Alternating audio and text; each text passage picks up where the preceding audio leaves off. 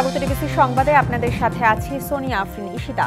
বৈশ্বিক টালমাটাল পরিস্থিতির ঢেউ সামাল দেওয়ার পর্যাপ্ত কূটনৈতিক সক্ষমতা নেই বাংলাদেশের, এমনটা স্বীকার করে পররাষ্ট্র উপদেষ্টা বলেছেন মন্ত্রণালয়ের প্রযুক্তিগত ও কাঠামোগত দুর্বলতা কাটিয়ে ওঠার সর্বোচ্চ চেষ্টা চলছে।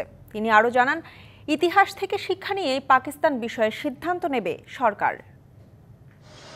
ফরেন সার্ভিস একাডেমিতে ফরেন সার্ভিস দিবস 2025-এর আয়োজনে উঠে আসে বাংলাদেশের পররাষ্ট্রনীতি সহ সমসাময়িক নানা বিষয়। বহির্বিশ্বের টালমাটাল পরিস্থিতির ঢেউ সামাল দিতে বাংলাদেশের পর্যাপ্ত কূটনৈতিক সক্ষমতা নেই, এমন জানিয়ে দুর্বলতা কাটিয়ে ওঠার উপর জোর দেন উপদেষ্টা। তাগিদ দেন প্রবাসীদের সমস্যা আগের সমাধানের। আমাদের যে সীমাবদ্ধতাগুলি আছে, আমি স্বীকার করি এক কথা যে আমার প্রচুর সীমাবদ্ধতা আছে। আমরা আরও অনেক বেশি সার্ভিস দিতে পারতাম বা দেওয়া উচিত, যেটা আমরা দিতে পারছি না। সেজন্য আমাদের যে ক্রিটিসিজম সেটাকে কিন্তু আমি মেনে নিই, কিন্তু পাশাপাশি আমি আশা করি যে অর্জনগুলিরও তাহলে প্রশংসা করব। পরে পাকিস্তানের পররাষ্ট্র সচিব ও মার্কিন প্রতিনিধি দলের ঢাকা সফর নিয়েও কথা বলেন তৌহিদ হোসেন। জানান, যুক্তরাষ্ট্রের শুল্ক নীতির বিষয়ে বাংলাদেশের নেওয়া পদক্ষেপের কথা জানানো হয়েছে প্রতিনিধি দলকে। রোহিঙ্গা প্রসঙ্গে উপদেষ্টা বলেন, আরাকান ইস্যুতে মধ্যবর্তী জটিলতার মধ্যে আছে বাংলাদেশ। সত্যিকার অর্থে আমরা একজন নতুন প্রতিবেশী মুখোমুখি, যারা আবার নন স্টেট অ্যাক্টর, তাদের সাথে আমরা না পারছি ওপেনলি স্বাভাবিকভাবে আলোচনা করতে, না পারছি তাদেরকে ইগনোর করতে। আমান বালুচের ঢাকা সফর প্রসঙ্গে তিনি বলেন, ঢাকা ইসলামাবাদের দ্বিপাক্ষিক সম্পর্কের নতুন গতি আনলেও ইতিহাস থেকে শিক্ষা নিয়েই কূটনৈতিক সিদ্ধান্ত নেবে সরকার। মিটিং ছিল ফরেন সেক্রেটারির সাথে, ফরেন সেক্রেটারি কি আলাপ বলেছেন, এ নিয়ে আমি আর কোনো কথা বলতে চাই না। এছাড়াও তিনি জানান, মুর্শিদাবাদের দাঙ্গার ঘটনায় বাংলাদেশের বিরুদ্ধে অভিযোগের লিখিত প্রতিবাদ জানিয়েছে ঢাকা। এ ব্যাপারে ইতিমধ্যেই গতকালই একটা স্টেটমেন্ট দেওয়া হয়েছে। Sultana Swarna, DBC news, Dhaka. বাংলাদেশ পাকিস্তান সম্পর্ক উন্নয়নে গণহত্যার জন্য ইসলামাবাদের আনুষ্ঠানিকভাবে ক্ষমা চাওয়ার বিকল্প নেই বলে মনে করেন আন্তর্জাতিক বিশ্লেষকরা। তারা বলছেন, ক্ষমা চাওয়ার বিষয়টি আসতে হবে পাকিস্তানের আরও উচ্চ পর্যায় থেকে। দুই দেশের সম্পর্ক উন্নয়নে রাজনৈতিক, সামাজিক এবং অর্থনৈতিক বিষয়কেও গুরুত্ব দিতে হবে। আর অর্থনৈতিক দিক থেকে বাংলাদেশ এগিয়ে থাকায় পাকিস্তানই বেশি লাভবান হবে বলে মনে করেন তারা। ১.৫ দশক পর ঢাকায় অনুষ্ঠিত হলো বাংলাদেশ ও পাকিস্তানের পররাষ্ট্র সচিব পর্যায়ে বৈঠক। বাংলাদেশ সফররত পাকিস্তানের পররাষ্ট্র সচিব আমনা বালুচের সাথে বৈঠকে ৭১-এ গণহত্যার জন্য পাকিস্তানকে ক্ষমা চাইতে বলেছে বাংলাদেশ। দীর্ঘ সময় পর দুই দেশের মধ্যে এমন আলোচনাকে ইতিবাচক মনে করছেন আন্তর্জাতিক সম্পর্ক বিশ্লেষকরা। তারা বলছেন, ঢাকা ইসলামাবাদ বাণিজ্য সম্পর্ক বাড়াতে দুই দেশকেই মনোযোগী হতে হবে। কোনো সন্দেহ নেই অ্যাসেট শেয়ারিংয়ের বিষয়টা, যেটা পাকিস্তান এখনও সমাধান করেনি, এবারও সেটা উত্থাপন করা হলো। তো ৭১-ও কেন বিষয়ে কেন ধরে রাখছে এটাও আমি বুঝতে পারছি না, কারণ এখন যারা ক্ষমতায় আছে তারা তো কোনোভাবেই ৭১-এর সাথে জড়িত না, তো তাদের বলাটা মানে কঠিন কেন?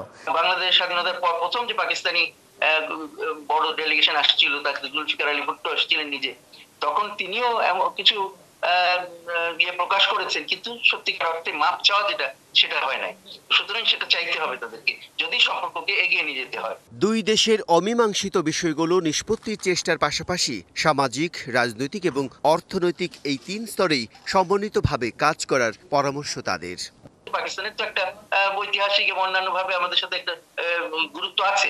সেই গুরুত্ব তারা বোঝে যে তাদের দিক থেকে কিছু করণীয় আছে, সেগুলো যদি তারা ঠিক মতো করে, তাহলে নিশ্চয়ই আমরা সম্পর্ক নিয়ে এগিয়ে যাব। ব্যবসার সাথে সামাজিক কাঠামোটা খুবই গুরুত্বপূর্ণ।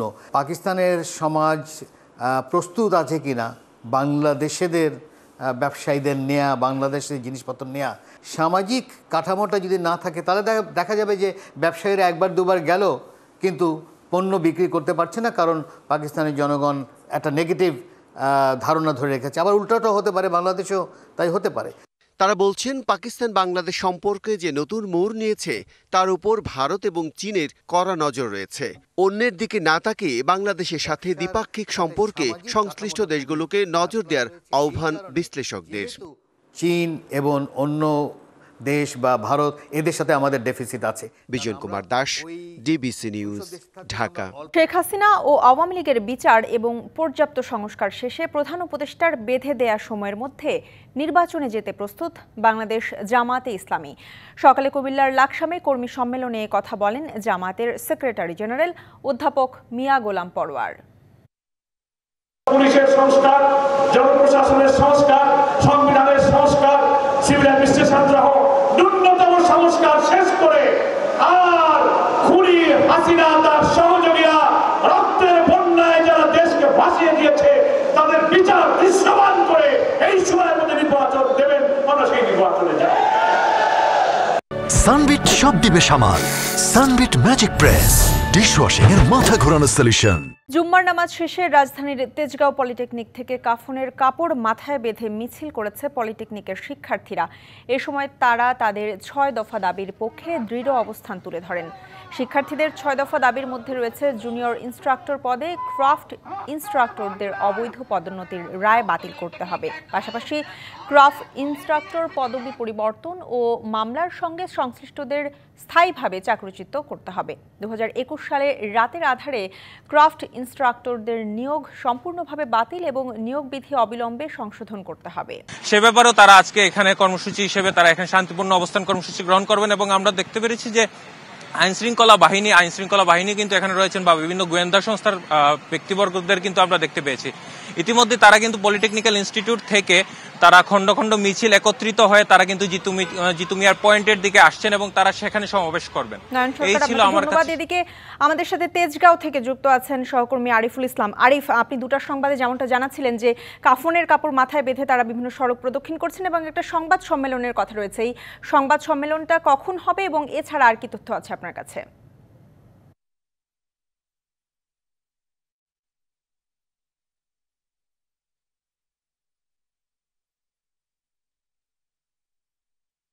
দেখুন, কিছুক্ষণ আগে কিন্তু এই পলিটেকনিক ইনস্টিটিউটের যে শিক্ষার্থীরা তারা কিন্তু সংবাদ সম্মেলন করেছেন। বিশেষ করে জুমা তারা মসজিদ থেকে নামাজ পড়ে বের হয়ে তারা কাফনের কাপড় এবং কি মাথায় কাফনের কাপড় বেঁধে তারা কিন্তু বের হয়েছেন এবং কি বিভিন্ন তেজগাঁও এলাকার যে বিভিন্ন সড়ক রয়েছে সেই সড়কগুলো প্রদক্ষিণ করেছেন। এর পরবর্তীতে তাদের নিজেদের যে ক্যাম্পাস সেই ক্যাম্পাসে এসে তারা সংবাদ সম্মেলন করেছেন। বিশেষ করে যে মূল যে বিষয়গুলো উঠে এসেছে সেটা হচ্ছে তাদের 6 দফা দাবি। সেই 6 দফা দাবি বাস্তবায়নের লক্ষ্যে কিন্তু তারা এই কর্মসূচি পালন করে যাচ্ছেন এবং কি করে যাবেন। যেহেতু এখন পর্যন্ত কোনো ধরনের বাস্তবায়নের মুখ বা বাস্তবায়নের সুফলটা তারা কিন্তু দেখেনি। বিশেষ করে গতকালকে আপনারা জানেন যে সচিবালয়ে তারা একটি বৈঠকে বসেছিলেন। সেই বৈঠকে মূলত তারা বলছেন যে শিক্ষা উপদেষ্টা সহ সচিব পর্যায়ে কেউ আসলে তারা সেই বৈঠকে উপস্থিত ছিলেন না। তাই তারা বলছেন যে সেই ধরনের কোনো সুফল বার্তা কিন্তু তাদের পক্ষ থেকে আসেনি। তাই তারা এখন পর্যন্ত তারা রাস্তায় আছেন। এর পাশাপাশি আরেকটি বিষয় জানিয়ে রাখি যে হাইকোর্টের যে রিট সেই রিটটা বাতিল করার তারা প্রস্তাব করেছেন এবং কি সেই প্রত্যাখ্যানটাও কিন্তু করেছেন হাইকোর্টের রিট অনুযায়ী। তো সবকিছু মিলে বলা যায় তাদের সবশেষ যে তথ্য সেটা হচ্ছে জলদুর্ভোগ যাতে না হয় রাজধানীবাসী, সেই বিষয়টা মাথায় রেখে তারা পরবর্তী কর্মসূচি দেবে এই প্রত্যাশা কিন্তু তারা দেখছেন। বিশেষ করে গাজীপুরে তাদের যে সাবেক শিক্ষার্থী রয়েছেন, তাদের বড় ভাইরা যারা রয়েছেন, তারা পরবর্তীতে কর্মসূচি কি হবে, আগামীকাল থেকে কি ধরনের কর্মসূচি, সেটা আমরা আরো আপনার কাছ থেকে বিস্তারিত জেনে নেব। আরিফ এবং নয়ন সরকার, আপনাদের দুজনকে অসংখ্য ধন্যবাদ। গাজায় বর্বরচিত গণহত্যা, ভারতে বিতর্কিত ওয়াকফ বিল পাস ও মুসলিম অধিকার খর্ব করার প্রতিবাদে বিক্ষোভ সমাবেশ ও গণমিছিল করেছে জমিয়তে উলামায়ে ইসলাম বাংলাদেশ সহ বেশ কয়েকটি ইসলামী দল। বায়তুল মোকাররম মসজিদের উত্তর গেটে জুম্মার নামাজ শেষে হেফাজতে ইসলাম সহ বেশ কয়েকটি ইসলামী সংগঠন অংশ নেয়। নামাজ শেষে ভারত ও ইসরায়েলের বিরুদ্ধে বিভিন্ন স্লোগান দেন তারা। এ সময় তারা ইসরায়েলের বিচারের দাবি ও পণ্য বয়কটের পাশাপাশি নিন্দা জানান।